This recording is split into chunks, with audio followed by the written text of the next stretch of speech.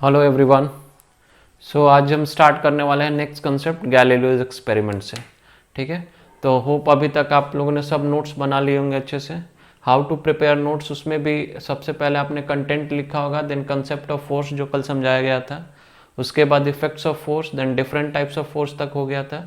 इसमें हमने देखा था contact force and non contact force. उसमें भी टाइप्स ऑफ में देखा था कॉन्टैक्ट फोर्स क्या होता है, नॉन कॉन्टैक्ट फोर्स क्या होता है, और कुछ सिंपल न्यूमेरिकल्स किए थे बैलेंस्ड और अनबैलेंस्ड फोर्स से। Now let's move toward the next concept, that is Galileo's experiment. Now let me know, आप रिकॉल करो कि सबसे पहले फोर्स के बारे में किसने बात किया था? एक फिलोसोफर जिसका नाम था एरिस्टोटल। देन उसके बाद किसने बोला था? गैलीलियोस ने, कि सबसे पहले फोर्स के बारे में इन लोगों दोनों ने बात किया था, लेकिन they both were philosopher rather than a physicist. सबसे पहला फिजिक्स के पॉइंट ऑफ व्यू से जो फोर्स का डेफिनेशन और मैग्नीट्यूड बताएंगे वो है सर आइजैक न्यूटन, जो आगे हम लोग पढ़ने वाले हैं। नेक्स्ट पॉइंट, नाउ एरिस्टोटल ने क्या कहा था कि फोर्स, कोई भी बॉडी का जो स्टेट होता है यूनिफॉर्म मोशन या रेस्ट का, वो एक एक्सटर्नल फोर्स की वजह से होता है, जो कि टोटली रॉन्ग किसने प्रूव किया था? गैलीलियो ने। इन्होंने क्या किया था, किसी भी स्टेट, कोई भी ऑब्जेक्ट यदि उस रेस्ट स्टेट में हो या यूनिफॉर्म मोशन के स्टेट में हो, तो वो उसका स्टेट नेचुरल होता है, वहां पे कोई भी एक्सटर्नल फोर्स एक्ट नहीं करता। इसका मतलब कि ये bodies is having the state of uniform motion or rest without any application of an external force। Simple सी बात है, जो एग्जांपल से मैंने समझाया था कि ये यहाँ पे मैंने रख दिया तो ये यहाँ पे ही रहेगा, ये इसका नेचुरल स्टेट है। इसको चेंज करने के लिए एक्सटर्नल फोर्स लगाना होगा, ना कि इसके स्टेट को मेंटेन करने के लिए एक्सटर्नल फोर्स लगाना होगा। दोनों में डिफरेंस ये है कि उन्होंने बोला था कि एक एक्सटर्नल फोर्स लगाओगे तब जाके, किसने? एरिस्टोटल ने, कि इसका नेचुरल स्टेट रहेगा। लेकिन गैलीलियो ने क्या बोला था कि इसका नेचुरल स्टेट क्या है? रेस्ट या यूनिफॉर्म मोशन है, और उसको डिस्टर्ब करना है तो क्या चाहिए? अपने को एक फोर्स लगाना पड़ेगा। ठीक है, now let's move towards the Galileo's experiment, what he has done. इन्होंने एक सिंपल सा एक्सपेरिमेंट किया था, एक वेज लिया था, वेज या स्लोप ग्राउंड कह सकते हैं ऐसे। ठीक है, नाउ सी हियर, एक स्लाइडिंग प्लेन है। ठीक है, यहां इसकी हाइट कितनी है? Let suppose h। No everyone just listen it carefully. और यहां से ये डिस्टेंस क्या है? x। ठीक है, और इसके सामने ही एक जस्ट इसी के हाइट का और इतना ही स्लोप, जितना ये इंक्लाइंड है उतना ही इंक्लाइंड एक और वेज लगा दिया जाए, या स्लोप जिसको बोलते हैं लगा दिया जाए, और यहां से एक बॉल को मैं रिलीज करूं। ठीक है, if I release a ball from here, तो ये जब नीचे आएगा तो इसकी वेलोसिटी क्या होगी? इंक्रीज करेगी, और ये फिर यहां से आके ये यहां तक पहुंचेगा। ठीक है, और जब ये ऊपर जाएगा तो इसकी वेलोसिटी क्या होगी? डिक्रीज होगी। The velocity will decrease and here the velocity will increase. Of course जब नीचे की तरफ आएगा तो इसकी वेलोसिटी बढ़ेगी, और जब ऊपर की तरफ जाएगा तो इसकी वेलोसिटी घटेगी। तो ये इसका एक नेचुरल टेंडेंसी होगा कि ये जिस हाइट से आया है उसी हाइट को अटेंड करना चाहेगा, उसी हाइट पे जाना चाहेगा। तो अभी मैंने इसकी हाइट क्या रखी है? h रखी है। ठीक है, तो यहां पे यदि इसका स्लोप, इसका देखो स्लोप है, ये इंक्लाइंड प्लेन है, तो इसका स्लोप मान लो कि कोई थीटा एंगल है, लेट सपोज। ठीक है, या एक एंगल ही मैं ले लेता हूं यहां पे, लेट सपोज कि ये 60 डिग्री है। ठीक है, तो इसका भी स्लोप यदि 60 डिग्री रहेगा, तो ये h हाइट चलने के लिए इधर इसने x डिस्टेंस ट्रैवल किया है, तो इधर भी ये क्या करेगा? x डिस्टेंस ही ट्रैवल करेगा। ठीक है, पहला पॉइंट। नाउ अब मैंने सेकेंड केस लिया सेम स्लोप पे। ठीक है, यहां पे ऑब्जेक्ट को मैंने क्या किया? I have taken it on the, ठीक है, सेम स्लोप, और ये 60 डिग्री है। ठीक है, नाउ जो नेक्स्ट वेज मैंने लिया, इसका मैंने क्या किया? स्लोप को मैं इसका डिक्रीज कर दूंगा। ठीक है, इसके स्लोप को मैंने डिक्रीज कर दिया। ये हाइट h है, तो यहां से जो बॉल मैं रिलीज करूंगा, ठीक है, यहां से डिस्टेंस x डिस्टेंस है, और ये स्लोप अब कितना है? 30 डिग्री है। ठीक है, तो ये इसके स्लोप से इसका स्लोप अब कम है, तो ये बॉल यहां से रिलीज करेंगे तो इसके वेलोसिटी सबसे पहले क्या करेगी? इंक्रीज करेगी। और ये बॉल कहां पहुंचना चाहेगा? इस हाइट पे, जिसका हाइट ये कितना है? h। जितना हाइट यहाँ पे है उतना हाइट ये इधर अटेंड करना चाहेगा। अब बताओ जब स्लोप मैंने कम कर दिया तो ये डिस्टेंस जो है ये वाला यहाँ से y डिस्टेंस ये x से बड़ा रहेगा, मतलब इसको ज़्यादा डिस्टेंस ट्रैवल करना पड़ रहा है बॉल को सेम हाइट पे पहुंचने के लिए। आई होप ये बात समझ में आ गई। यहाँ पे स्लोप सेम है तो सेम हॉरिजॉन्टल डिस्टेंस ट्रैवल किया इसने हाइट एज पे पहुंचने के लिए। यहाँ पे स्लोप कम हो गया तो इसको ज़्यादा डिस्टेंस ट्रैवल करना पड़ रहा है सेम हाइट पे पहुंचने के लिए। नाउ लेट सपोज मैं इसी पे एक और कंडीशन ले लेता हूं, ठीक है, इसका स्लोप और कम कर दूंगा, ठीक है, और 30 से मैंने ले लिया 15 डिग्री। ये डायग्राम सर आप लोग बनाते रहिएगा। अब इसको सेम हाइट पे पहुंचने के लिए पहले से भी ज्यादा डिस्टेंस ट्रैवल करना पड़ेगा, ठीक है, पहले से भी, पहले y था तो अब उससे भी ज्यादा, लेट सपोज ये कितना है जेड डिस्टेंस हो गया, उससे भी ज्यादा डिस्टेंस हो जाएगा, ठीक है, to attend the same height. Now अब मैं इस पूरे स्लोप को हटा देता हूं, ठीक है, और ये एकदम प्लेन सरफेस कर दे रहा हूं, ठीक है, फ्रिक्शनलेस, जहां पे कुछ भी फ्रिक्शन नहीं है। तो अब बताओ ये बॉल जब यहां से जाएगा तो ये आएगा रोल करते करते करते करते करते, ये क्या, इसकी टेंडेंसी क्या होगी, इसको ये सेम हाइट अटेंड करना होगा, लेकिन अब प्लेन होने की वजह से उसको हाइट मिलेगी क्या, वो नहीं मिलेगी। तो फिर बॉल क्या करेगा, इनफाइनाइट डिस्टेंस तक ये ट्रैवल करते रहेगा, ठीक है, जब तक कोई एक्सटर्नल फोर्स उसको ना रोके। मान लो मैंने यहाँ पे एक एक्सटर्नल फोर्स लगा दिया, तब ये बॉल क्या होगा, रुक जाएगा, नहीं तो ये कहां तक ट्रैवल करते रहेगा, इनफाइनाइट डिस्टेंस तक। अब इस प्लेन का स्लोप कितना है, ये मोशन में पढ़ा होगा स्लोप के बारे में आपने कि कितना झुका हुआ है। यहाँ पे 60 डिग्री था, फिर 30 डिग्री का केस लिया, फिर 15 डिग्री का। अब ये लाइन कितना, इसकी स्लोप कितना है, थीटा इक्वल्स टू 0 डिग्री है, तो ये कहां तक चलेगा, इनफाइनाइट डिस्टेंस तक। तो गैलीलियो ने यही बोला था कि if a body is in motion it will continue in motion until unless an external force is not going to be applied in order to change the state of that body। कि अभी ये motion में है तो ये कब तक motion में रहेगा, इनफाइनाइट, जब तक ये हाइट एच ना पहुंच जाए, और वहां पे कोई हाइट एच है ही नहीं। So this is what Galileo has said, and from here he has derived the concept of inertia. ठीक है, किसके बारे में इन्होंने बात किया था, इनर्शिया के बारे में।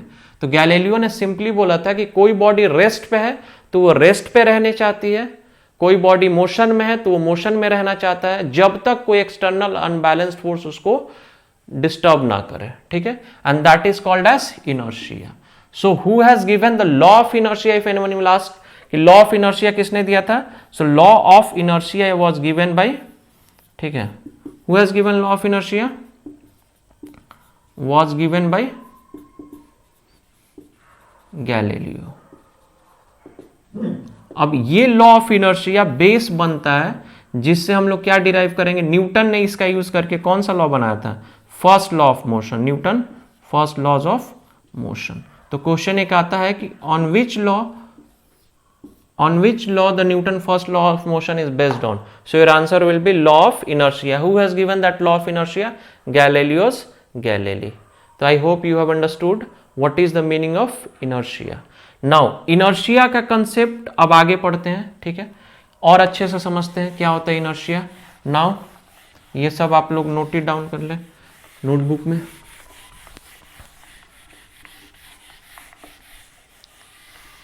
Now the second point is concept of inertia. Concept of inertia,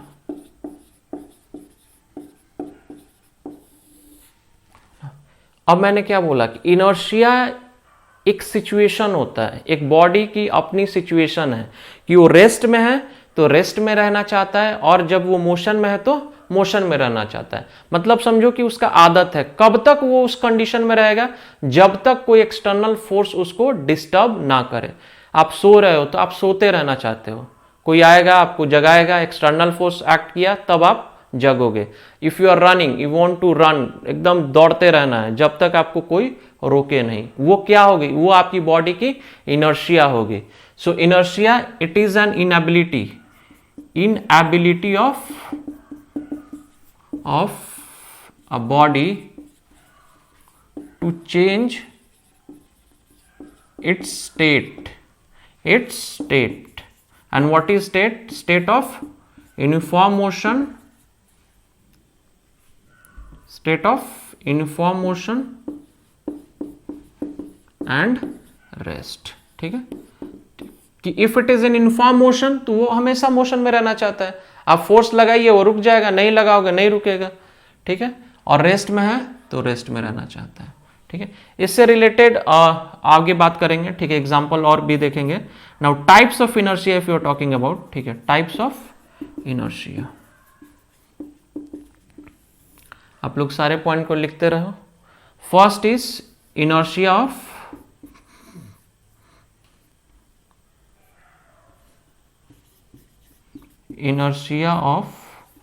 motion, second is inertia of rest, third is inertia of direction। तो अभी मैंने एक्सप्लेन कर दिया है कि inability of a body to change its state of uniform motion and rest, उसकी अक्षमता, उसकी आदत जो नहीं बदल सकती है, कब तक, जब तक आप एक्सटर्नल फोर्स नहीं अप्लाई करते हो, उसको क्या कहते हैं, इनर्शिया। तो पहला क्या होगा, इनर्शिया ऑफ मोशन, कि if a body is moving तो वो हमेशा चलते रहना चाहता है, कब तक, जब तक आप कोई एक्सटर्नल फोर्स वहां पे नहीं लगाते हो। इनर्शिया ऑफ रेस्ट, जो रुका हुआ है, रुका रहना चाहता है जब तक आप उसको फोर्स लगा के, धक्का देके मोशन में नहीं लाते हो। इनर्शिया ऑफ डायरेक्शन, मान लो इसका सिंपल सा एग्जांपल है, मैंने एक बॉल को थ्रो किया और वो बॉल के आगे कुछ भी नहीं है, तो वो बॉल उसी डायरेक्शन में चलते रहेगा, लेकिन जैसे ही वो किसी दीवार से टकराएगा तो वो वहां से फिर उसका डायरेक्शन चेंज हो जाएगा। सो वहां पे हमने क्या किया, इनर्शिया किसका, उसके डायरेक्शन के इनर्शिया को ब्रेक कर दिया, कि उसकी इनएबिलिटी थी कि अपने से वो डायरेक्शन नहीं चेंज कर सकता था, लेकिन वो बॉल ने फोर्स लगाया, उसका डायरेक्शन चेंज हो गया। बैट्समैन जब बॉल हिट करता है, बॉलर ने बॉल फेंका है बैट्समैन की तरफ, बॉल उधर ही जाना चाहता है, लेकिन बैट्समैन बैट से हिट करके उसके डायरेक्शन को चेंज कर देता है। आई hope you all have understood the concept of inertia of motion, rest and direction.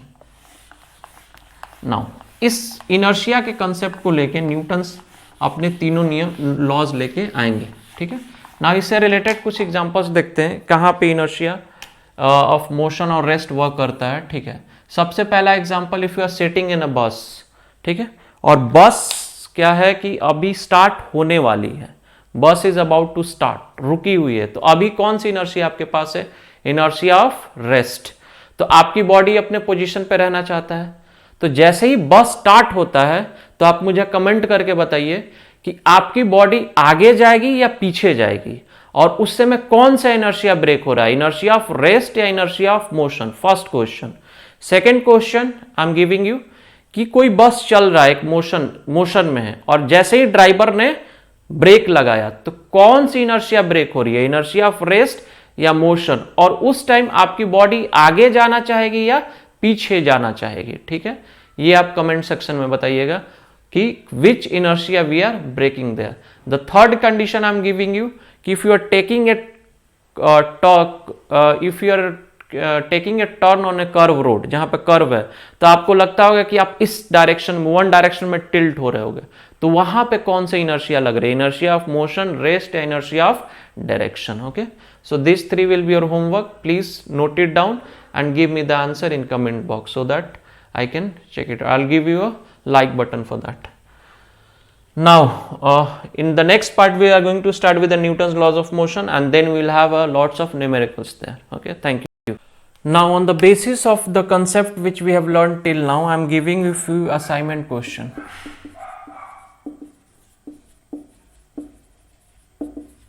Now the first question, define force.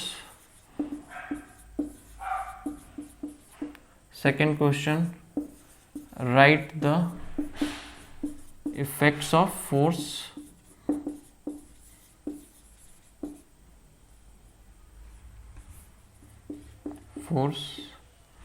Third question क्या हो सकता है, यहां से different types of force, define contact force, second non contact A then B, non contact force, then C क्या हो जाएगा, balanced force,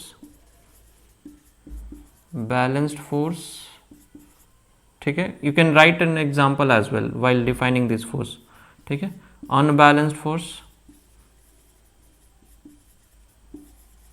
और एक बड़ा इंपॉर्टेंट कंसेप्ट जो हमने सीखा था जिसका था रिजल्टेंट, और रिजल्टेंट को क्या बोलते हैं, और नेट फोर्स, ठीक है। तो इन सबको डिफाइन करना है by giving one examples of H. उसके बाद हमने गैलीलियोस एक्सपेरिमेंट में क्या पढ़ा, एक्चुअली वहाँ पे मोस्टली हम लोग इनर्शिया के बारे में पढ़ते हैं, ओके। सो फिर वहाँ पे लिख सकते हैं define inertia and explain its types, ठीक है। जैसे ये आपका रहा homework, okay. So please solve these questions in order to clear your concept. Now we will start with the Newton's laws of motion. Now before starting Newton's laws of motion, one concept I'll teach you here, ठीक है, कि if I'll give you a question कि which of the object will have more inertia, will have, जब मैं बोलता हूँ will have more inertia, इसका मतलब तीनों type of inertia, inertia of motion, inertia of direction, ठीक है, question mark. Now I am giving one situation, 5 kg block stone, 5 kg stone block and one is 10 kg stone block, ठीक है। किसका ज़्यादा inertia होगा, मतलब इनर्शिया की किसको ज़्यादा फोर्स लगाना पड़ेगा उसके स्टेट को चेंज करने में, किस में, मान लो ये रेस्ट में है और ये भी रेस्ट में है, तो इसको मोशन में लाने के लिए किस में ज़्यादा फोर्स लगाना पड़ेगा, ऑफ कोर्स जिसका मास ज़्यादा हो, ठीक है। तो इसका इनर्शिया ऑफ रेस्ट क्या होगा, इनर्शिया रेस्ट ज़्यादा होगा, इसके इनर्शिया, ये ए है ये बी है, तो इनर्शिया रेस्ट इसका ज़्यादा होगा, यस और नो। मान लो ये ब्लॉक रोल कर रहा है, चल रहा है, मूव कर रहा है, इसको तुमको यहाँ से रोकना है हमें, ठीक है। तो रोकने के लिए क्या इसमें ज़्यादा फोर्स लगाना पड़ेगा, इसमें ज़्यादा फोर्स लगाना पड़ेगा, दोनों चल रहा, तो ऑफ कोर्स बड़े वाले ब्लॉक में जिसका मास ज़्यादा है तो इनर्शिया ऑफ मोशन इसमें ज़्यादा है, ठीक है। Now in the same way इसका डायरेक्शन मुझे चेंज करना है कि ये मेरे साइड आ रहा है, इसको धक्का देके अपोजिट साइड करना है और इसको भी वही काम करना है, तो किस में ज़्यादा फोर्स लगाना पड़ेगा, ऑफ कोर्स तो इसमें भी इनर्शिया ऑफ डायरेक्शन किस में ज़्यादा है, जो भारी ब्लॉक है।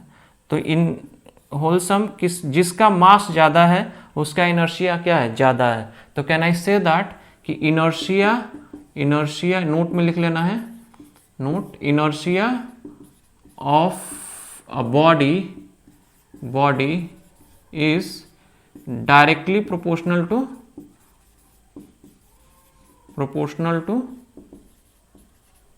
To its mass. इसका मतलब क्या हुआ कि यदि मास ज्यादा है, if mass is more the inertia will be more, clear. So can I write one more definition here, inertia is nothing but the measure of mass, या in the other word I can write it down, mass is nothing but the measure of inertia,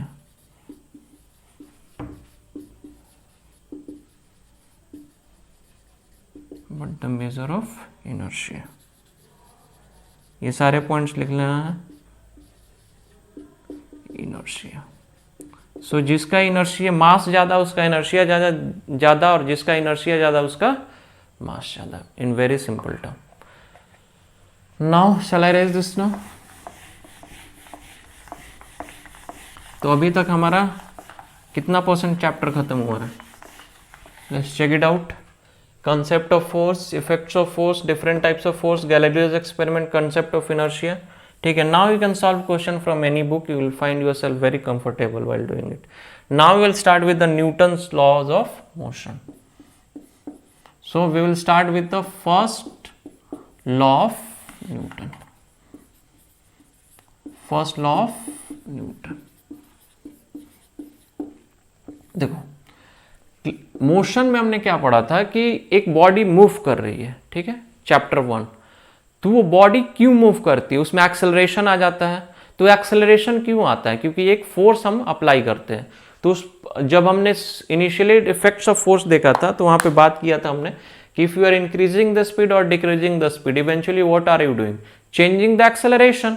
तो acceleration change क्यों होता है, Newton's के law के first law के according हमें पता चलेगा कि वहां पे एक फोर्स लग रहा है, due to that force. See how, see Newton's first law statement is nothing but as it is of Galileo's experiment, because Newton's first law is also known as law of inertia, and it gives the definition of force. It gives the, so if question will come which law of Newton gives the definition of force, your answer will be Newton's first law. कैसे पता करते हैं definition of force? These 2 points for your MCQ point of view very very important. ठीक है. Now what was the statement? He said that if a body is in rest or uniform motion along a straight line, ठीक है, straight line, then it will not change its state unless and until an external unbalanced force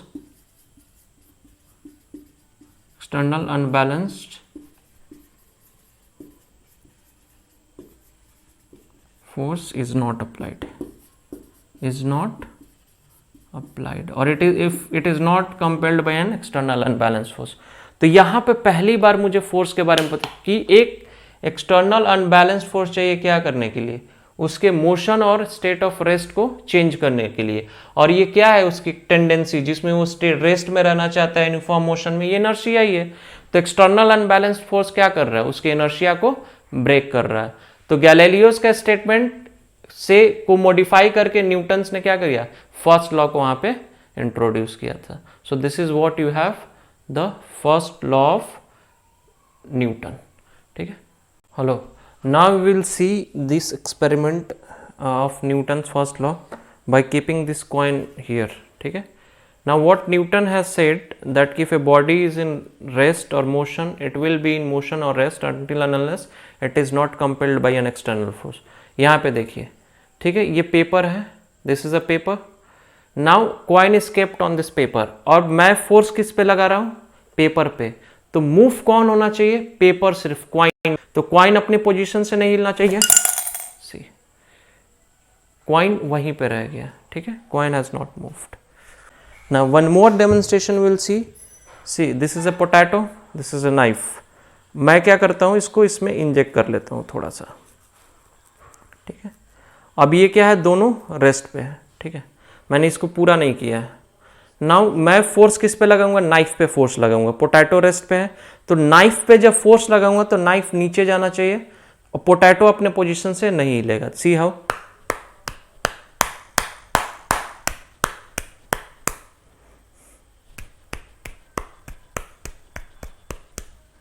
दिख रहा है,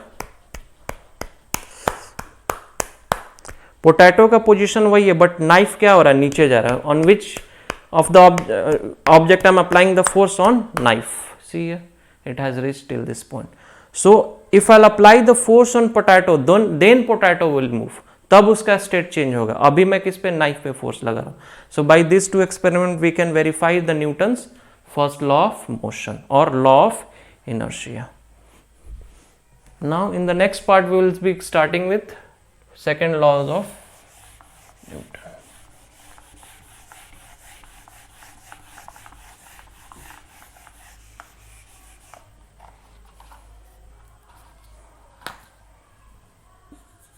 second law of Newton. Now यहाँ से अब physics का numerical part शुरू हो जाएगा, जहाँ पे आपको बहुत सारे न्यूमेरिकल्स मिलेंगे जिसमें कुछ मोशंस से रिलेटेड होंगे जो पहले चैप्टर के कॉन्सेप्ट से, और कुछ यहाँ से कॉन्सेप्ट के रहेंगे. And will solve a numerical which is up to level of NTSE and KVP. वही है. ठीक है.